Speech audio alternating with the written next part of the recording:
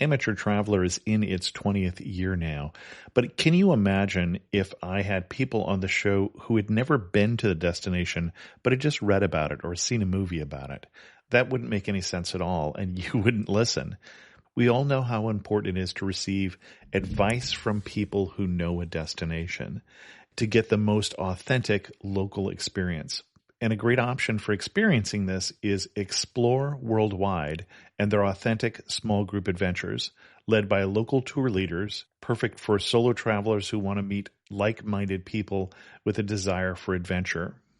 I'm often an independent traveler, but 2 of my last 3 trips were with small group tours because they organize everything and it's a lot easier.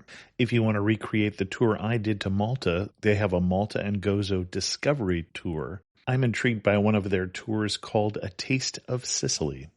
The company, again, is Explore Worldwide, and visit exploreworldwide.com to learn more. And thanks to Explore Worldwide for sponsoring this episode of Amateur Traveler. The nights are long, the days are short, and the weather is chilly to downright cold, depending on where you are. It's a good time to slip into a Quince iconic Mongolian cashmere sweaters, which start at only $50. You can treat yourself to everyday luxury at an affordable price with Quince. If you really want to dive into luxury, you can check out their leather handbags, washable silk shirts, and European linen sheet sets. Whatever you're looking for at Quince, all the prices are 50 to 80% less than similar brands, and they do that by partnering directly with top factories and cutting out the middleman. They only work with factories that use safe, ethical, and responsible manufacturing processes. And of course, they use premium fabrics and finishes for that luxury feel in every piece. But you've already heard me rave about my Quince travel pants.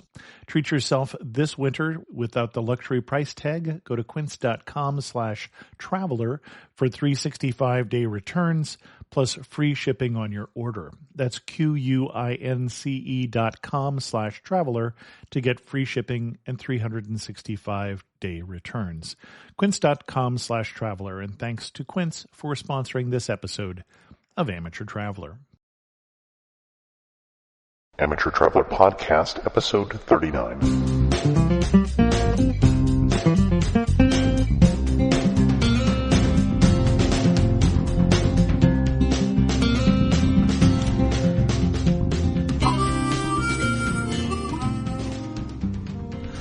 Welcome to the Amateur Traveler Podcast. I'm your host, Chris Christensen. Today on the show, we'll be talking to Andy Levine, the president and founder of DuVine Adventures, which does bike tours in Europe and has for the last decade. This episode is brought to you by HotelBook.com, the official site of independent hotels worldwide. HotelBook.com. Stay your way. Stay independent.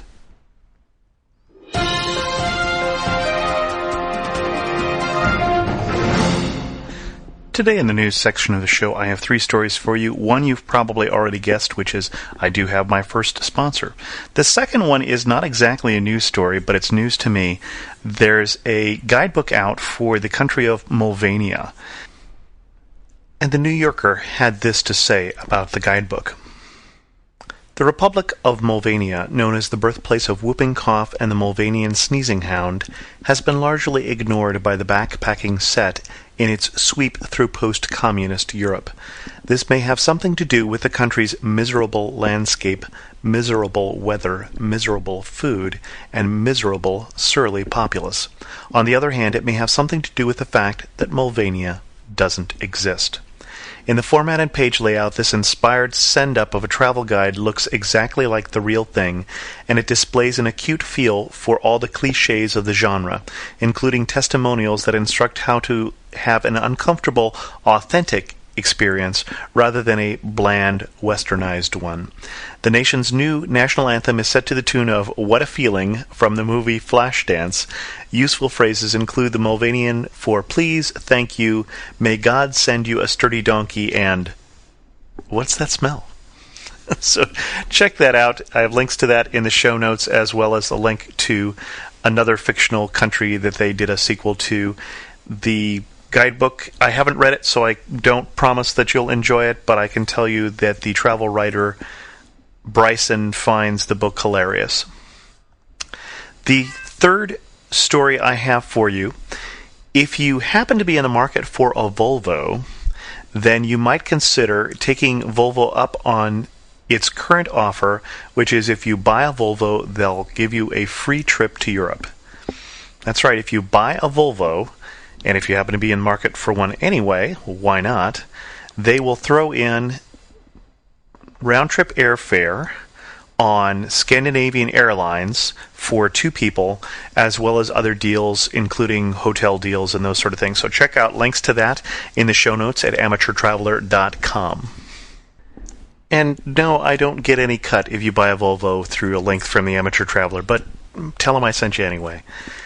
And again, also not a sponsor of the show, we're having on the Amateur Traveler a professional traveler this week for a change. And let me know whether you find that terribly offensive or really wonderful. But I had run into DuVine Adventures at a travel fair, and I thought it sounded like a really interesting adventure, something that I'd like to do one day. And so I thought I'd have the president on and tell you a little bit about it. I'd like to welcome Andy Levine to the show, who is the president, I believe, for DuVine Adventures, which does cycling adventures, predominantly in Europe, correct? Correct. And I'm also the founder. You're also the founder. Can you believe it? And how did what led you to found DuVine Adventures? A bottle of wine and a bicycle. So I enjoy traveling. When I was a lot younger, I'm 36 now, so I was like 25 then or 24, and it was just nice to be biking in the countryside. And I'm a cyclist, but it's also good to stop and learn things, to drink wine or to look at a castle or to meet people in a village. So with the internet coming about, and I just thought to put up a website. I didn't think anyone would come, but if you build it on the web, they'll come. Did you start it as a hobby then, and it turned into a full-time business, or how did that work out? Well, I mean, actually, I don't know. I was always throwing things against the wall. I don't know if I was this crazy serial entrepreneur, but I was always trying a lot of things. I liked cycling, and like everyone else, you fall in love with the European countryside. So that's how it came. And I had other things going on at the time, but this was the only thing that actually brought some money to the bank. Interesting. But it wasn't a lot. And I'm assuming then the fact that you're doing cycling in Europe for the tours is because you were enjoying it personally already at that point. How did you pick the routes that you're doing? Yeah, well, I went to school in Colorado, and I was big into the outdoors. And I just, after I graduated from university, I went over to France, into Burgundy, France, and I was hanging out over there. And I met a local guy who had some bikes, and he helped me out a lot. And I just had a good sense of adventure. I always find, in travel or an adventure, when I don't know if it sounds cliche, when you really take the road less traveled, or you just always, like, if you hitchhike or bike on a route that you don't think you should go, you always find the most amazing things. So I just, I was young and excited, and I kept on doing that every day, and I'd always find these new wonderful things. It's sort of like skiing, and you find the back country some fresh powder, and every day was like 2 feet of fresh powder. And what was tell us some of the moments where you had that you thought, I can't believe that I'm doing this for a living. The highlights of this business for you. In the beginning, the can't believe I'm doing this for a living, I was like, I can't believe I'm doing this for a living. This is horrible. And then it turned into, wow, I can't believe I'm doing this for a living. So the first one is like you're leading 2 people and you're carrying their bags, and you're like a chauffeur, and you're doing all these really difficult things and translating and trying to work with the French, and it was all really difficult. And then the past couple of years, what sticks in my memory is last year when I was cycling in Tuscany and going down this road and looking till the eye could see of these cypress trees and villages, and I'm like, oh my God, I can't believe what I'm doing. If anyone knew like how what I do and how I get paid, it's pretty amazing. And a lot of my friends and family don't know, because they don't come over all the time. So, and it's pretty cool that I have that for myself. It's fun, it's nice, but it's a lot of work. So what you say, it started out and wasn't all that easy. What's the moment you almost quit? Like when I'd go to a hotel, and I didn't have the best French, and well, I never really had the option of quitting. I had the moments of wanting to cry, like when the French, like I had room reservations and then they'd cancel my rooms, or I had a room that I wanted. I get there and then they'd stick me, my clients in a horrible room, and I just wouldn't understand why they changed stuff. And the reason they did is, they don't trust you at first, or they just, you're a young American, and I had, my French wasn't good, and they were just like, well, they cared more about they care about their returning clients. So there's this new guy coming in, and he's not going to bring any business. But now it's good. But still, there's always something up the sleeve over there. You just gotta cross every T. You know what I'm saying? When you're doing biz over there, especially in Europe. And they're doing reservations like in the dark ages. You do everything's with a book. There wasn't even a computer then. There was no internet, and very. Not a lot of cell phones. It was hard to communicate. Sorry. It was just, there was a lot of things that were like, oh my gosh, there were, but I guess that's with starting any business. So you can't quit. I never thought about that. I was like, oh man, this is brutal. And you've now established yourself. You've got contacts over there who expect you to come and know you're going to come and such. Who are the most interesting people you've sort of come in contact with through this adventure? Well, yeah, DuVine Adventures, it's been around now for 10 years. So I've met so many good characters. I have a friend, she's been with us now for many years. She's a countess, and she's 86 years old. And we go to her house and visit her wine cellars, and she's got all these stories like she had affairs with Louis XIV, So, and just so many winemakers and restaurant owners who are just, if you meet the real people, the locals, that's where you get the best experiences. And we try to do that. We definitely do that on the trips. And I'd say 95% of the people understand and appreciate that, and that's why they're blown away and they keep on coming back. So you just, you meet there are so many characters, and that's totally important part of a trip. I mean, actually, our trips are deluxe and stay in high-end hotels, but people really like meeting the people with like no teeth and the regular person at the cafe, Those are the people who make up the region. I should have you describe. I didn't have you describe your trips at the beginning. Yeah. You said they're high-end trips. So, and we mentioned that they're bikes and a bottle of wine. So, how would you describe DuVine Adventures? Yeah, I mean, high-end. I say, I'd like to say it's more high-end because of the service. I mean, I think anyone can stay in a nice hotel, but what's important on a bicycle trip, I think, when you're traveling in a foreign country, is service. Fantastic guides. Staying in nice hotels, which we do, whether they're usually the finest in the region, whether, they're Relais Chateau or 4-star, whatever. And there's van support. And the food is it's all high end but you need the service to make that stuff come about, because typically people don't speak the language, and when you arrive over there you don't know where you are and you don't know where you're going, and so basically like yourself and like me, we work hard, and when you go on vacation you want to chill. So it's like chilling at the beach, I guess, but you're meaning you're on an active vacation and you don't have to worry. It's the New Yorkers, it takes a few days, The California people, it takes about a day and a half. And, for people to let it slip in, because we still have all those attachments of work and family or kids or whatever. And then finally, we try as hard as we can to have people just take off their brain and just be in the countryside on a bike, living the good life. And how do you mentioned your tour guides? You're not leading all of these personally anymore. Oh, gosh, no. We do 50 tours a year. So how do you find your tour guides? With DuVine Adventures, now we're doing 50 tours. I don't do any tours anymore. We have guides. It's really a big deal we have hiring them. And they don't necessarily have to be locals.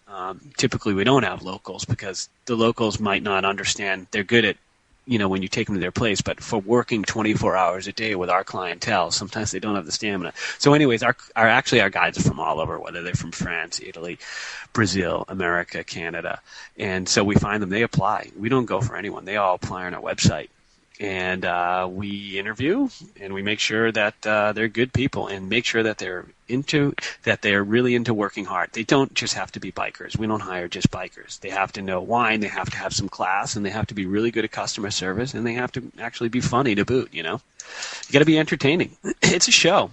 It's a traveling. What we're doing is theater. For 6 days. All of our trips are actually 5 days, 6 nights in Europe. We do, I don't know if we do France, we do Italy, we do Ireland, Spain, and Switzerland. And we like to just start on Sunday and on Friday, so people just can take off a week. And it's a really fun time, which it's all inclusive, so people don't have to worry. And are you planning on extending that where you're doing the trips? Or is this a good mix? If we're gonna develop a little more areas in Italy, and some more family trips, and we've been working on incentive like corporate trips, which are good. Companies take their great employees or whoever, and we've been doing a lot more of that. That's a real neat thing when you take a whole company or whatever. It's good if it's 30 people or 15 people, and we're expanding on all those other type of things, especially family trips too. And we're going to get into walking tours too, because not everyone bikes, and our itineraries can be walked because you're just going through the vineyards, and or little villages. How do you set up a new tour, a new trip? How much time does that take, and how much effort, and how do you scout out and find out where? All of that area. Yeah, it takes a long time. You got to research. You got to go. You have to find hotels that can connect. We don't like to have things too far away. We're doing bike tours, but we're only doing about 30 miles a day, which some people can think that's a lot, or some people won't think it's a lot. But we think less is more, because you can always go out and hammer more, at the end of the day. But we like to keep the hotels. So you have to find hotels that are close to each other, sort of. And we don't need to cover. I think it's crazy to bike, 100 miles a day, and you keep your head down. You can do that out there in San Jose, where you go for a hammer ride. But this is a vacation where you bike for a couple hours, have a picnic, wine tasting, and then head back to the hotel. It's nice to chill and read your book by the pool, and you got a good ride during the day. So, going and finding a location, there needs to be nice hotels, good food, and something interesting, history, whether it's wine or there's chateaus or seaside, coastal stuff. You got to keep the kids interested, Are you investigating any new trips right now that you'd like to mention? Yeah, anything coming up here on the horizon? Well, what we do now, it's mostly, in France, it's through the Burgundy wine region, through the Bordeaux wine region, through Provence, which is great, and through the Loire Valley. We also do Tour de France trips, which follow the Tour de France. And then we just started Spain in the Rioja, and we're doing a great Switzerland trip, which is new. It's not hard. You go down a lot, and it's lovely. It goes from Montreux Jazz Fest all the way to Interlaken by the Eiger. And then Ireland along the Connemara coast. New stuff is we're maybe going to get into Napa, actually, and to Costa Rica and New Zealand and Australia. But, we're going to – I don't believe big is not better. What we want to fill our tours, and we going to get into walking, which is a whole nother deal. How many people are on a tour? You say big is not better. Well, anywhere from 8 to 16, but typically it's 10.1 people. It all depends. We have some great space available now, like in May and June. People tend to, people go around the holidays. Like we're really busy on Memorial Day, and then some dates in June, and then all of July and part of August, and all of September and October. But right now, if your listeners want to. If they mention your name and how great your show is, if they repeat that 5 times, we'll give them a deal on a May or June trip. Is that a deal? That sounds great. Well, we hadn't even talked about that ahead of time. Well, let me just give real quick, if they're laughing too, is this is not just a cheesy plug, but if you take the number, it's 800. Actually, I'm sorry, it's 888. It's toll free 888-396-5383, and anyone can go to our website because we're all these internet people, right? So it's DuVine, DuVine.com. And make sure you mention the show. Now, you mentioned of the regions you went to, the one that I didn't know is the region you said in Spain, which is... around the Rioja wine area. Where's the Rioja wine region? It's like 4 hours north. I'm trying to look right now. Just in my brain. Near Madrid. About 4 hours from Madrid on the north side. Yeah, it's nice. It's really nice. Okay. You've ever had that type of wine? I don't think I recognize that. We got to get you some. It sounds like it's further north than Segovia, which is as far north as I've been in that area. Yeah, no, it's beautiful. It's really nice. The dinners start late, though. Oh, phew. We're going to do that show one time, and we're going to talk about some experiences that we've had with dinner starting late. Yeah, definitely, very much so. Have you been to Ireland, actually? I have not yet. I didn't think I'd like it, but it's amazing. Well, the people are great. The countryside is gorgeous, and it's super for cycling because you're along the coast and there's teeny roads. But the only thing that is in your way are sheep. There's like tons of sheep all over the road. So, but it's really nice, and the food is good. Yeah, it's funny. People think the food is horrible in Ireland, but it's really good. It's just real good, like, what are they, bistro or bar food, you can have an elegant meal and then they bring a big plate of French fries. Chips. So it's, right? Yeah, chips or pommes, Now, do you have a favorite of these trips? If someone were to say they wanted to do the first one, do you have anything you would recommend for the first timers? Well, what's cool about all the DuVine adventure trips is that they're all different. So I don't have a favorite because, I think Ireland was really nice at the end of August. I think Tuscany is super in May and September. I like Provence in May. It's all like the time of year. Burgundy the weather's good any time of the year, and so is with the Loire Valley.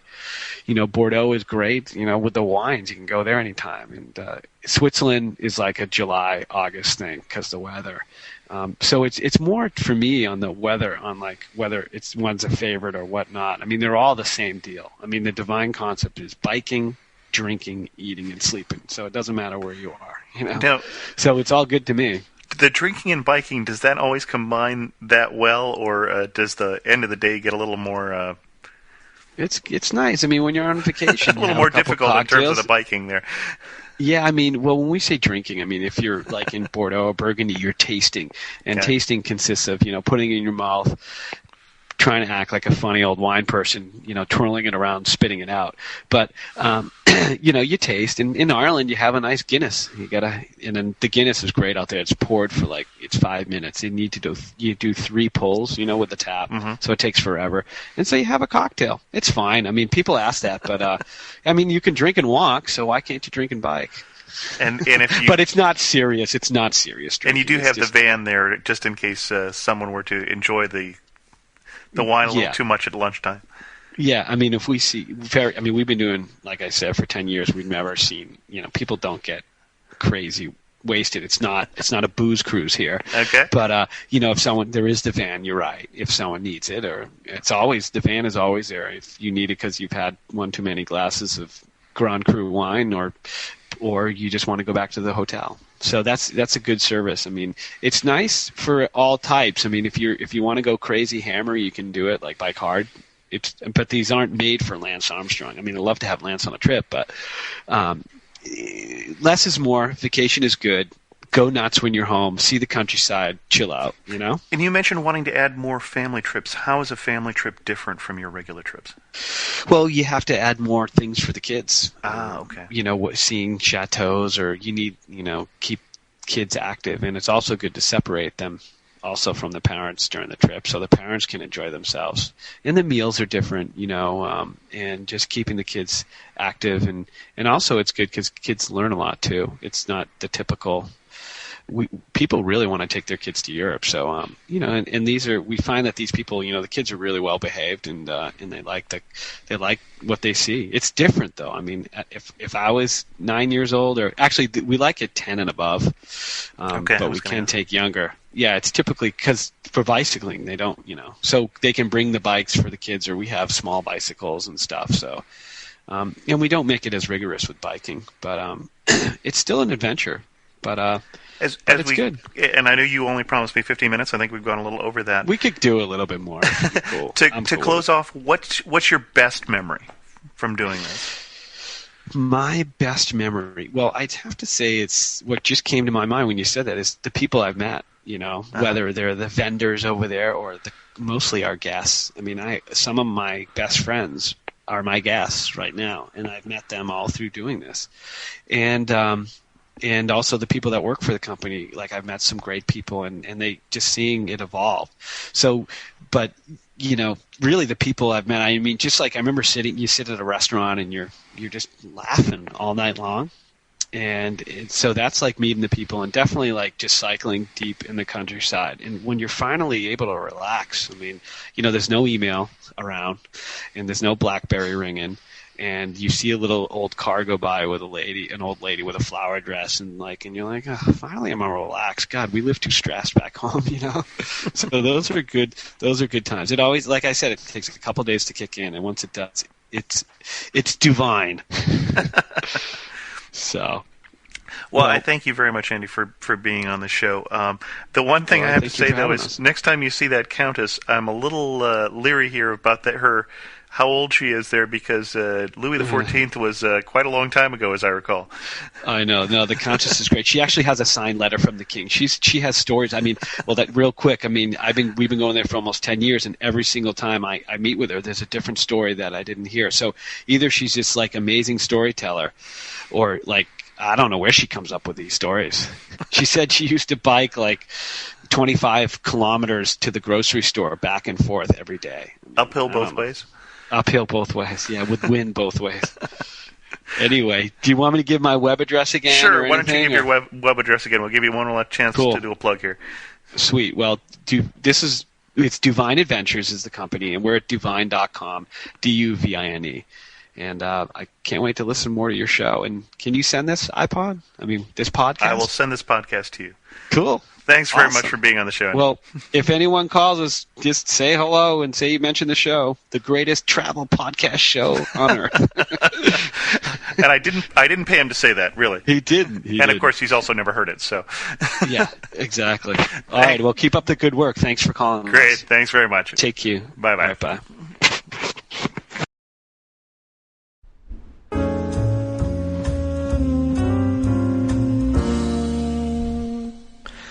I have two internet resources for you today. The first one is for Rick Steves Europe. If you happen to be in the Seattle area, Rick Steves, who's one of my favorite travel authors for guidebooks, puts on a series of free classes about going to Europe. So that seemed appropriate to bring that up today. Links to that in the show notes, amateurtraveler.com. If you do happen to see Rick, remind him that I'd like to get him on the show, would you? The second resource that I have for you is a Pod City Guides. These are city guides that you can download to your iPod, and I put a link in the show notes to the city guides for Europe, since this tends to be a more Europe-centric episode of the show.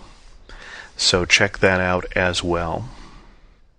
I had a couple encouraging letters this week. Rebecca, I appreciated hearing from you. I'm glad to hear you're obsessed with the show. And you went to Costa Rica and Madagascar. Madagascar I'm particularly intrigued with, having never been there myself and probably not going to get there anytime real soon. Anne sent me a letter from Turkey, where she is on vacation. Lots of tulips in bloom.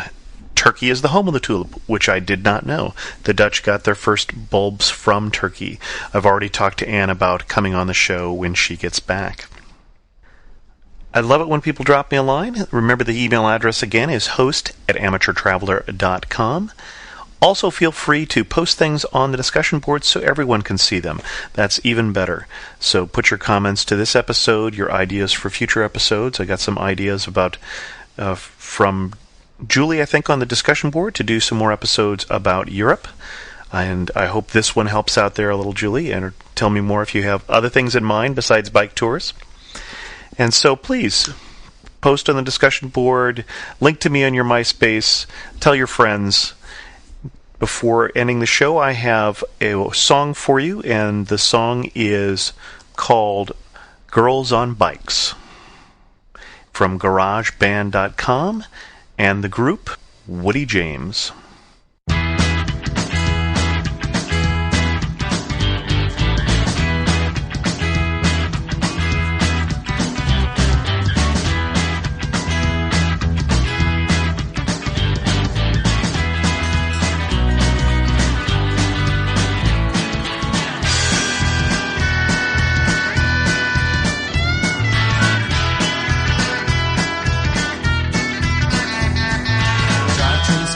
spinning like a spinning wheel, spinning up my rubber neck.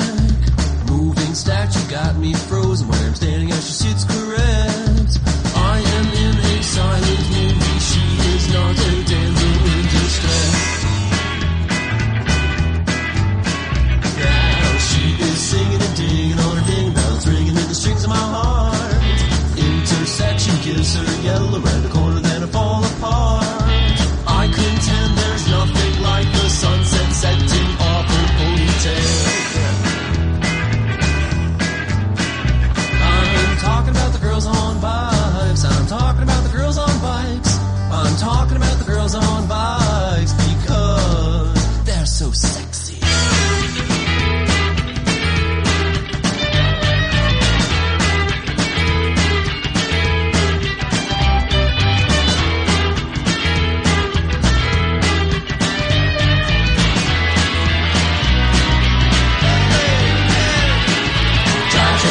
Spinning like a spinning wheel, spinning up a rubber net. Moving statue got me frozen where I'm standing as she sits correct. I am in a silent movie, she is not a damsel in distress. She is singing and dinging on her ding bells, ringing in the strings of my heart. Intersection gives her yellow around the corner, then I fall apart. I contend there's nothing like the sunset setting off her ponytail.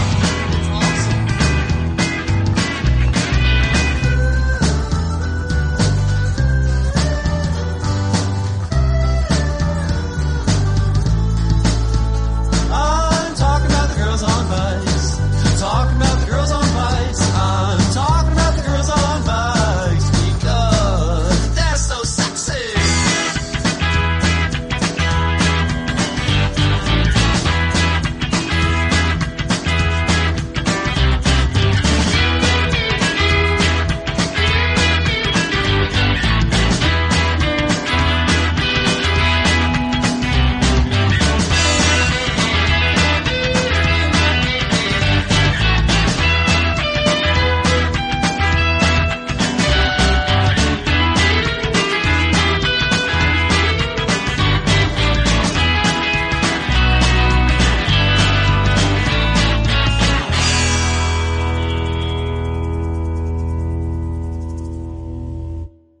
This episode was brought to you by HotelBook.com, which features nearly 5,000 unique and independent hotels in more than 140 countries. Whether it's a resort, a cabana, or a castle, HotelBook.com invites you to stay your way and stay independent. Visit HotelBook.com to see the latest destination deals with rates from $60 a night. From an upscale city hotel to a relaxing beach retreat, HotelBook.com will show you the best deals for that one-of-a-kind travel experience. HotelBook.com. Stay independent.